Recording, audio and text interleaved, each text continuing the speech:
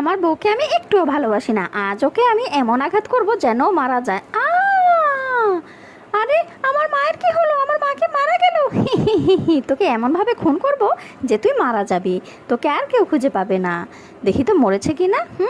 আরও একটু ভালো করে মেরে নে। হ্যালো পুলিশ, তাড়াতাড়ি আসুন, আমাদের ছোট বাচ্চাটা ওর মাকে মেরে ফেলেছে। পুলিশ তাড়াতাড়ি চলে আসছে। এই বাচ্চাটিকে ধরে নিয়ে যান, এই বাচ্চাটি ওর মাকে মেরে ফেলেছে।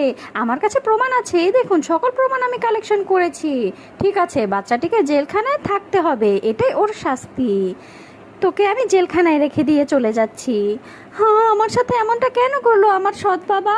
বাবা কখনোই আমাকে ভালোবাসে না, আর মাকে তো সে মেরেই ফেললো।